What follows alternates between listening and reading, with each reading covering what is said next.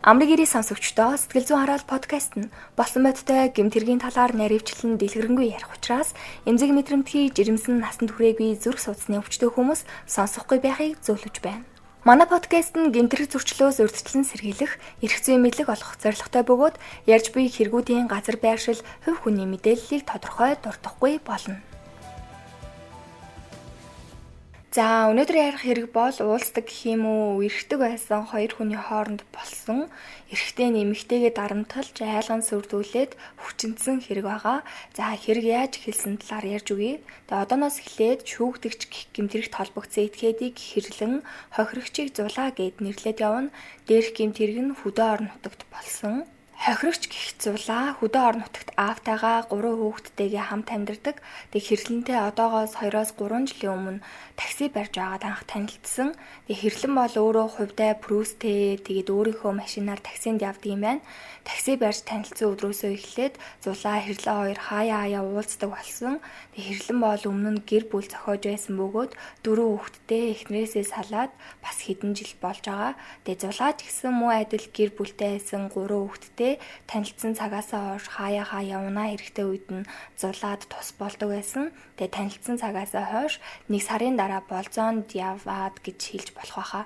Хамт хоолнд ороод тэр өдрөө олвол хамт буудалд оноод бэлгийн харилцаанд орсон. За тэгэл ер нь олвол харилцаа холбоотой байдаг. Цаардаа 1-2 удаа уулздаг. Тэгээ буудалд орж хамт хондог, бэлгийн харилцаанд ордог. Заримдаа хэрлэнгийн төрөл хамт хондог байсан юм байна. Ингээд 8 сарын дундуур орой 5 цагийн орчимд зулаа ус авах гэсэн чи ойр орчмынх нь бүх худаг нь хаацсан.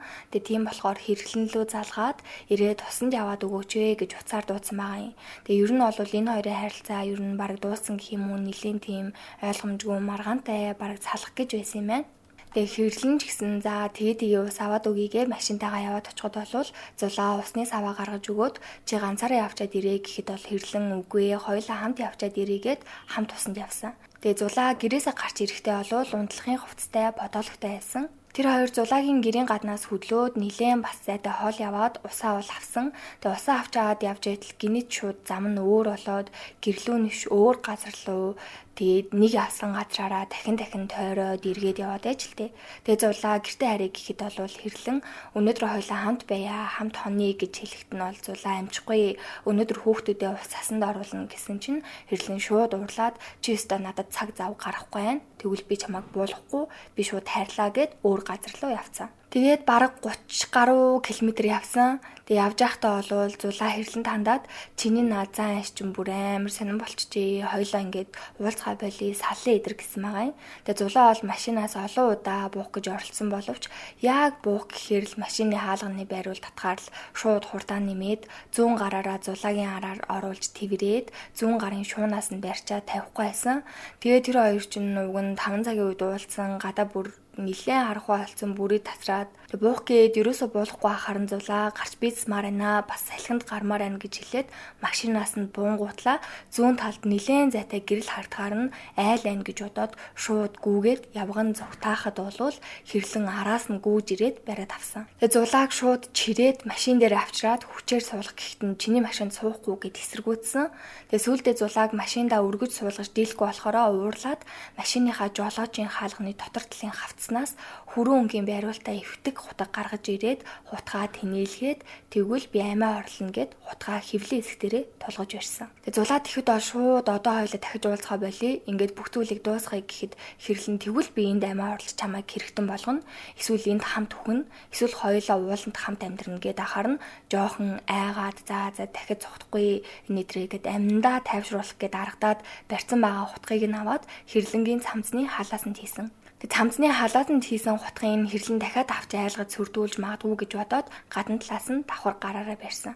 Машинд орж суухад бол хэрлэн машин барихгүй зулааг барьгээд тэгээ зулаа харанхуй олцсон зам мэдгүй би хайшаа гэж барих юм гэхэд тэгвэл бэлгийн харилцаанд ор гэхээр нь орохгүй гэсэн чинь хэрлэн машинаа асааж хөлгөөд ертөнцийн зүгээр баруун зүгт өндөрлөх газар руу яваад эндээсээ хамт нисэж үхийгээд яваад байсан. Тэгээ зулаан энэ үед бас нилээн сандраад машина зогсоочхоо гэж гуугаад хойлоо тайван ивээр ярилцъя гэхэд машина зогсоочоод шууд зулаагийн сууж явж байсан жолоочийн хажууд лийн суудлыг арга шивтүүлээд бэлгийн харилцаанд орох гээд дээр нь гараад дотор хувцсыг нь хүчээр уурж тастаад тайлсан. Тэгээ дотор хувцсыг нь тайлах үед зулаа хэрлэнг гараараа түлхэж зохиж маажиж хөлөөрөө өшөглөж жийгээд бэлгийн харилцаанд ороогүй. Тэгсэж хэрлэн бэлгийн харилцаанд орохгүй бол явахгүй амиа орлон гэд айлгын сүрдүүлж хүчинсэн. Тэгээд бүр хүчиндэгтэй дотор нь дур тавьсан талаар мэдүүлэгт нь байсан. Буцаад гэрлүүгээ хөргөж өг гэхэд бол аймгийн төв ороод намайг цагдаад хэлэхгүй гэх юм бол хөргөж өгнө. Хэрвээ цагдаад хэлнэ гэх юм бол явахгүй. Эндээ ингээд хамт үхээ, эндээ ингээд амиа орлно гэд дахин сүрдүүлсэн. Тэгээ зулаа олвол хэлэхгүй, гуужийн гэртээ харьяа, гэрт түргээд хүчих гэд нилээн гуйсан. Ингээд замдаа нэг айл дээр зогсоод ороход олвол нэг таних хүн бол байхгүйсэн зулаад тэгсэн байсан ч гэсэн айлд байсан нэг хүнд нь миний энэ хамт явж байгаа хүн намайг сүрдүүлээд утга гаргаад хүдэ амиа орлон намайг хэрэгтэн болгоно гэд дарамтлаад байна гэж хэлээд хүрэн байруултай хутгийг нь өгсөн. Аргадаж гуйж арай гэж гэртээ ирээд хашааныхаа гадаа буухад бол аав нь нилээн санаа зовцсон, хүүхдүүд нь бас гарч ирсэн. Тэгээ зулаа хэрлэнтэй уулзж авах хугацаанд бол мөнгө зээлж авч исэн. Тэгээ тэр үедээ хэрлэн зулаад өгчөөд би буцааж авахгүй гэж хэлж байсан юм байна. Тэгээ маш их гомдолтой айн гэх мэдүүлэг өгсөн. Тэгээ энэ үйл явдлаас хойш хэрлэн зулаа руу маш олон удаа маш олон дугаараас залгаад хоёлаа хаяа уулзчихъя. Тэгээ бүр болохгүй бол мөнгө өгье гэж хүртэл хэлсэн байгаа юм. Тэгээ дахин энэ хүнтэй харилцаж холбоотой байхыг үнэхээр хүсэхгүй байна.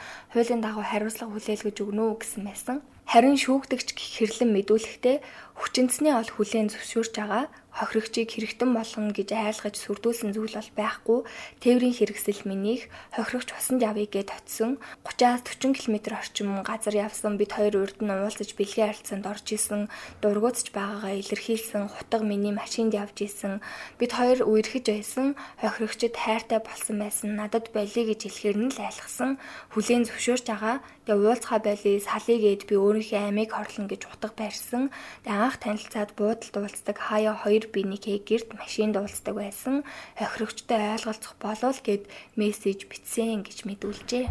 Тэгээ болоод байгаа үйл явдалтай холбоотойгоор хэрлэн гэмт хэрэгт холбогдсон этгээдийн талаар өмнө нь гэр бүл байсан хүнээс нь мэдүүлэг авахд бол бид хоёр 24 жил танилж нэг гэрт байсан. 24 жил танилцахдаа 2 хүү 2 охинтой болсон хамт амьдрах хугацаанд арх согтруулах хундаа хэрэгэлсэн үедээ хэрүүл маргаан үүсгэн баруун даалны доод хэсэгт хутгалж шүүхээр яаш шийтгүүлж байсан. Энэ шалтгааны улмаас яаш шийтгүүлж байхад нь гэрлэлтэд цуцлуулсан. Шоронгоос сулагдсныхаа дараа хамтран амьдрахаар гуйж уушлалт гуйхаар 4 хүүхдээ бодоод хамт амьдэрсэн ч ямар ч хамааралгүй гудамжаар шүн явж исэн хүнтэй хардаж зодож дахин цагдаагийн байгууллагад мэдэгдэж орчих эрхийг нь хязгаарлах ялаар шийтгүүлсэн. Үүнээс хойш тусдаа амьдарч байгаа хэрлэн зан айшийн хувьд хурц төрөмгий, уур уцаар ихтэй, тэсвэр төвчээр муутай, уураа барьж чаддгүй хүн арх уухаараа агсан, хүнийг үгийн муухагаар хилж доромжилж хажууд нь байхын эцэггүй л байдаг байсан. Мөн болж л өгвөл бэлгийн харилцаанд орох сонирхолтой, дур хүсэл ихтэй.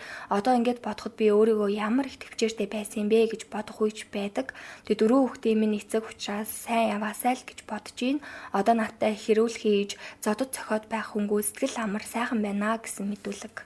Ингээд шүүх хуралдааны гин буруугийн дүгнэлт танилцуулах шатанд улсын аллагч хавтас тэрэгт сугларсан нотлох баримт болох хохирогч гэрчүүдийн мэдүүлэг хэрэг цугларсан бусад нотлох баримтуудаар тогтоогдож байх тул шүүгдэгчийг эрүүгийн хуулийн тусгай ангийн 12-ийн 1-р зүйлийн 1-р хэсэгт заасан хүчиндэх гэмтэргийг үйлдсэн гин буруутай тооцоолох саналтай байна. Энэ гэмтэргийн улмаас хохирогчийн бэлгийн эрхчлөлөө халдваргүй байдалд хохирол учирсан.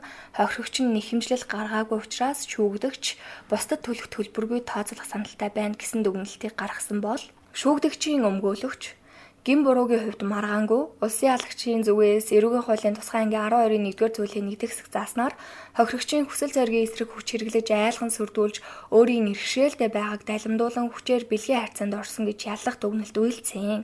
Гэхдээ айлган сүрдүүлэх гэдэг үйлдэл нь хүчиндэх гэмтэрэг болохоос өмнөх энэ хоёр хүн анх удаа уулзж байгаа хүмүүс биш. Өмнө нь 90-ийн харилцаатай байсан. Сална гэх юм болвол би амиа орлон өөрийгөө хутгална гэсэн асуудал ярьж байгаа. Бэлгийн харьцаанд орсон гэх үйлдэл нь хүчээр дотор хувцсыг нь уурж, хүчээр бэлгийн харьцаанд орсон гэх үйлдэлүүд нь хоорондоо зааг ялгаатай байгаа. Энэ зааг ялгааг яллах дүгнэлтэд бичгтээ болохоор айлган сүрдүүлж амиа орлоно гэдэг үндслэл оруулж ирж байна. Энэ нь бол тусдаа асуудал гэж харагдсан. Яагаад гэх юм бол хохирогчийн өгсөн мэдүүлгүүдэд боли салъя гэж хэлснээс болоод ийм нөхцөл байдал гаргасан гэж хэлдэг. Энэ нөхцөл байдлыг харгалзаж өгнө үү? Гин буруугийн хувьд бол маргаангүй. Бусдад төлөх төлбөргүйд тооцоолох саналтай байна гэсэн дүгнэлтийг гаргажээ. Тэгээ шүүхийн шинжилгээний болвол дүгнэлт юусоо байхгүй байсан. Сэтгцэн эрүүл мэндийн үндэсний төвөөс бас ямар ч дүгнэлт байхгүй байсан. Тэгээ эцэст нь бол шүүхээс шүүгдэгчид эрүүгийн хуулийн тусгай ангийн 12-ийн 1-р зүйлийн 1-р хэсэг заасан хохирогчийн хүсэл зоригийн эсрэг хүч хэрэглэхээр занал хийлж бусад нөхцөл байдлын улмаас иргэшээлтэй байгааг далимдуулан хүчээр бэлгийн харьцаанд орж хүчинсэн гэмт хэрэгүүлсэн гин буруудаа тооцож шүүгдэгчид эрүүгийн хуулийн тусгай ангийн 12-ийн 1-р зүйлийн 1-р хэсэг зааснаар 2 жилийн хугацаагаар хорих ялаар шийтгэн 2 жилийн хугацаагаар хорих ялыг нээлттэй орхих байгууллагад нийлүүлэх тогтоол гарсан байна. За ямар ч гэсэн өнөөдрийн хэрэг бол ингээд дууслаа. Тэгээ миний хувьд бол ярьж байгаа хэрэгтэй ямар нэгэн байдлаар шүүгдэгчийн буруу гэдэг ч юм уу эсвэл хохирогчийн буруу гэсэн байдлаар өөрийнхөө үзэл бодлыг хэтэрхий оруулах ч юм уу өөрийнхөө үзэл бодлыг тулгасан байдлаар ч юм уу те ер нь оруулахыг хүсдэггүй. Тэгээд манай сонсогчид бас ямар байсан ер нь санал сэтгэлээ бичээрэй. Тэгээ манай YouTube-ийг сонсож байгаа, манай энэ подкастыг сонсож байгаа хүмүүсийн бараг 80-90% нь subscribe дараагүй байд юм билээ. Тэгээ би болохоор подкастаа одоо ингээ хийж эхлээд яг 14 хоног жоо. Тэгээ та бүхэн маань subscribe дараад сонсоорой. Тэгээ дууссан сонссон та бүхэндээ маш их баярлалаа. Тэгээ сэтгэл зүгээ эрүүл байлгацгаая.